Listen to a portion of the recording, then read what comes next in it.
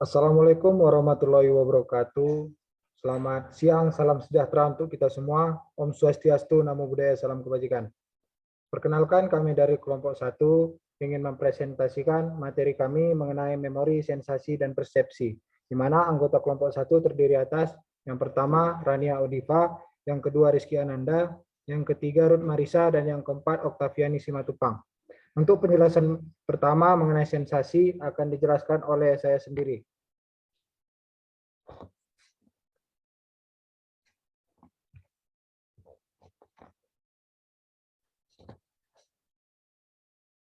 Sensasi berasal dari kata sens, yang artinya alat penginderaan, yang menghubungkan organisme dengan lingkungannya.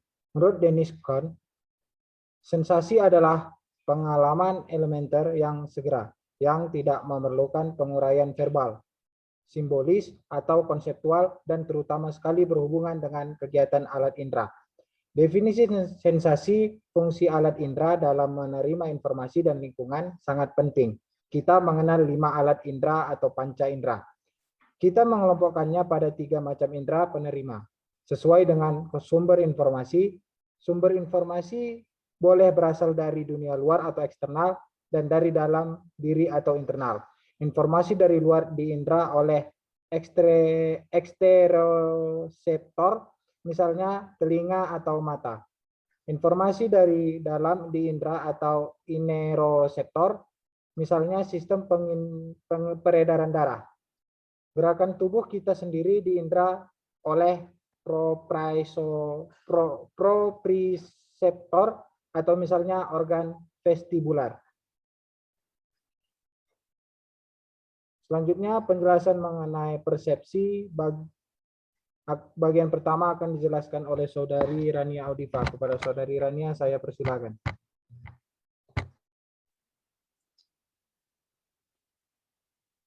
Persepsi adalah pengalaman tentang objek, peristiwa, atau hubungan-hubungan yang diperoleh dengan menyimpulkan informasi dan menafsirkan pesan.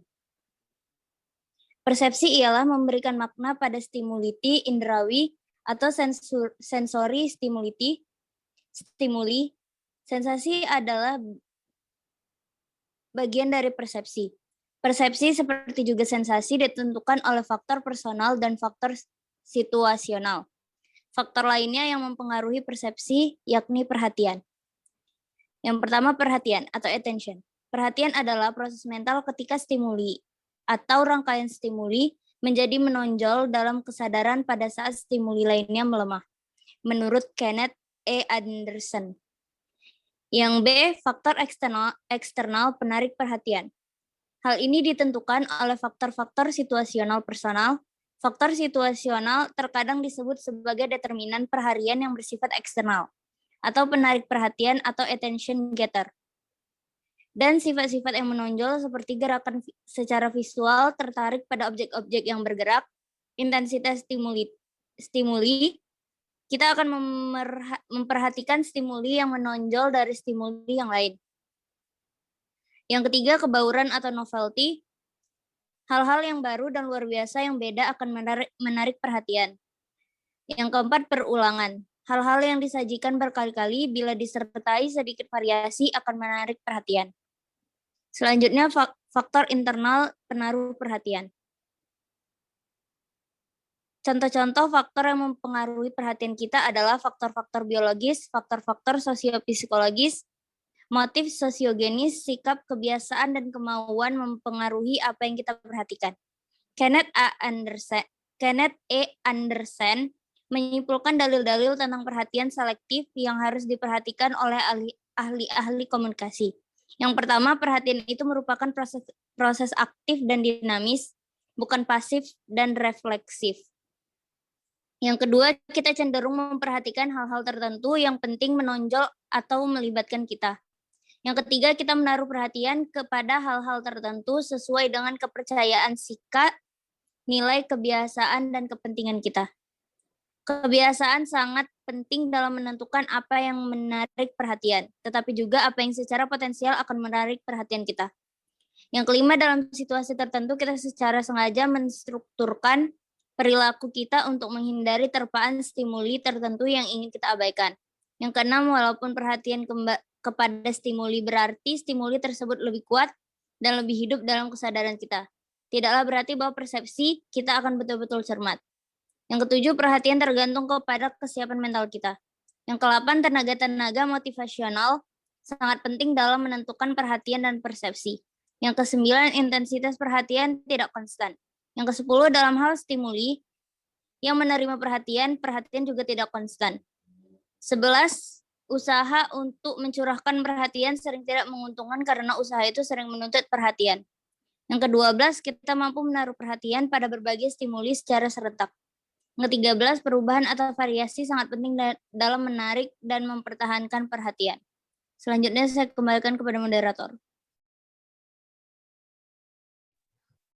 Terima kasih kepada Saudari Rania Audifa. Penjelasan selanjutnya masih mengenai persepsi bagian kedua yang akan dijelaskan oleh Saudari Oktaviani Simatupang. Kepada Saudari Okta, saya persilakan. Terima kasih kepada moderator. Selanjutnya, faktor-faktor fungsional yang menentukan persepsi. Faktor fungsional berasal dari kebutuhan, pengalaman masa lalu, dan hal yang termasuk apa yang ingin kita sebut sebagai faktor-faktor personal. Yang menentukan persepsi bukan jenis atau bentuk stimuli, tetapi karakteristik orang yang memberikan respon pada stimuli itu. Kerangka rujukan atau frame of reference. Sebagai kerangka rujukan, mula-mula konsep ini berasal dari penelitian psikofisik yang berkaitan dengan persepsi objek. Dalam eksperimen psikofisik, Wever dan Zener menunjukkan bahwa penilaian terhadap objek dalam hal beratnya bergantung pada rangkaian objek yang dinilainya. Dalam kegiatan berkomunikasi, kerangka rujukan mempengaruhi bagaimana memberi makna pada bahasa yang diterimanya. Dan yang terakhir, faktor struktural yang menentukan persepsi.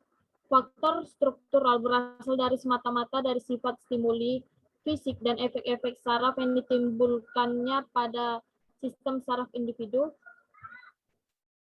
Para psikolog Gestalt seperti Kohler, Wertheimer, dan Kafka merumuskan prinsip-prinsip persepsi yang bersifat struktural. Prinsip-prinsip ini kemudian terkenal dengan nama teori Gestalt. Menurut teori Gestalt, mempersepsi sesuatu, kita mempersepsikan sebagai sesuatu keseluruhan. Dengan kata lain, kita tidak melihat bagian-bagiannya. Jika kita ingin memahami suatu peristiwa, kita tidak dapat meneliti fakta-fakta yang terpisah. Kita harus memandangnya dalam hubungan keseluruhan. Yates and Krathwaite merumuskan dalil persepsi menjadi 4 bagian. Dalil persepsi yang pertama, persepsi bersifat selektif secara fungsional. Berarti objek-objek yang mendapatkan tekanan dalam persepsi, kita biasanya objek-objek yang memenuhi tujuan individu yang melakukan persepsi. Yang kedua, dalil persepsi yang kedua. Medan perseptual dan kognitif selalu diorganisasikan dan diberi arti. Kita mengorganisasikan stimuli dengan melihat konteksnya. Walaupun stimuli yang kita terima itu tidak bekerja, kita akan mengisinya dengan interpretasi yang konsisten dengan rangkaian stimuli yang kita persepsi.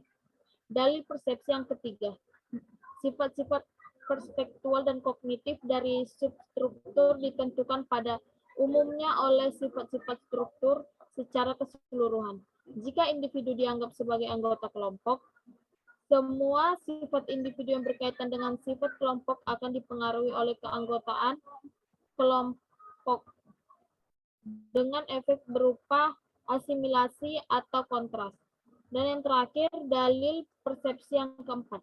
Objek atau peristiwa yang berdekatan dalam ruang dan waktu atau menyerupai satu sama lain cenderung ditanggapi sebagai bagian dari struktur yang sama.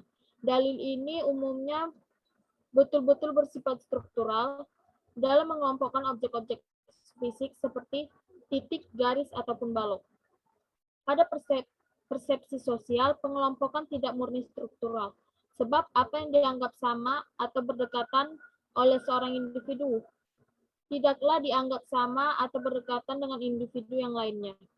Dalam komunikasi, Dalil kesamaan dan kedekatan ini sering dipakai oleh komunikator untuk meningkatkan kredibilitasnya atau mengakrabkan diri dengan orang-orang yang punya prestisi tinggi. Jadi kedekatan dalam ruang dan waktu menyebabkan stimuli ditanggapi sebagai bagian dari struktur yang sama. Kecenderungan untuk mengelompokkan stimuli berdasarkan kesamaan dan kedekatan adalah hal yang universal.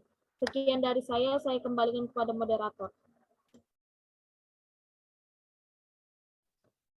Terima kasih kepada Saudari Oktaviani Simatupang atas penjelasannya. Selanjutnya penjelasan terakhir mengenai memori akan dijelaskan oleh Saudari Rotmarisa. Kepada Saudari Rotmarisa saya persilakan. Terima kasih kepada moderator. Di sini saya menjelaskan tentang memori.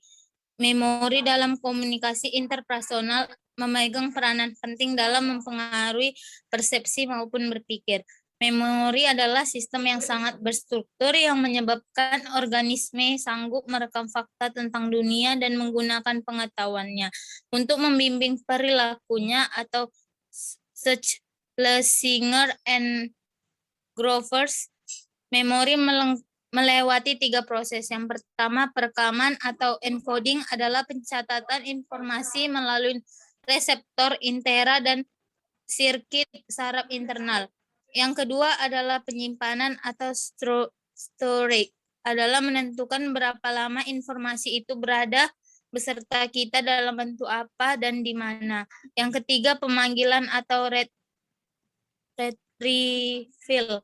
Dalam bahasa sehari-hari, mengingat lagi adalah menggunakan informasi yang disimpan. Jenis-jenis memori. Pemanggilan dapat diketahui dengan 4 cara. Yang pertama, pengingatan atau recall.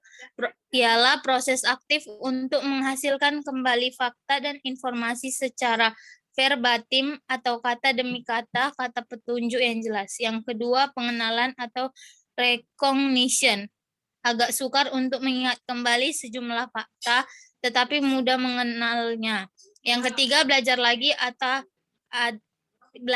atau relearning, menguasai kembali pelajaran yang sudah kita peroleh, termasuk pekerjaan memori. Yang keempat, redintegrasi atau redintegrations, ialah merekonstruksi seluruh masa lalu dari satu petunjuk memori kecil.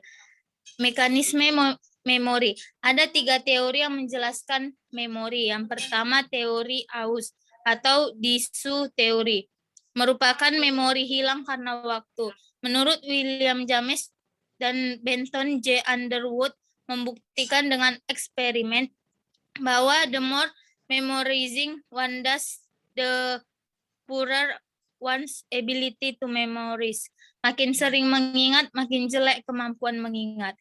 Yang kedua, teori interferensi atau interferensi teori, ialah meja lilin atau kanvas. Pengalaman adalah lukisan pada meja lilin atau kanvas itu.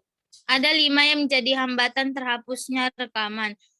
Yang pertama, interferensi. Yang kedua, inhibisi retroaktif atau hambatan belakang. Yang ketiga, inhibisi proaktif atau hambatan ke depan. Yang keempat, hambatan motivasional, dan kelima, amnesia. Yang terakhir, teori pengolahan informasi atau information processing theory menyatakan bahwa informasi mula-mula disimpan pada teori sensory stroke atau gudang indrawi, kemudian masuk short term memori atau STM, memori jangka pendek, lalu dilupakan atau decoding untuk dimasukkan pada long tim memori atau LTM, memori jangka panjang. Sekian.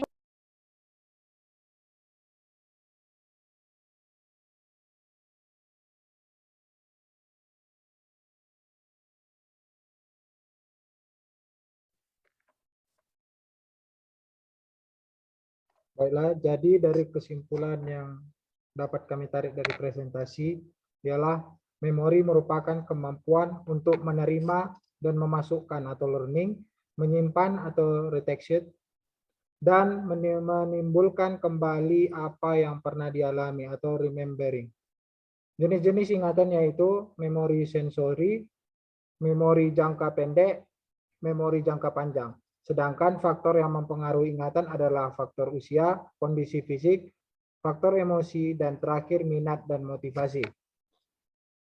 Sensasi merupakan tahap awal dalam penerimaan informasi. Sensasi meliputi 5 macam penginderaan, yaitu sensasi penglihatan, sensasi pendengaran, sensasi penciuman, sensasi pengecapan, dan sensasi perabaan.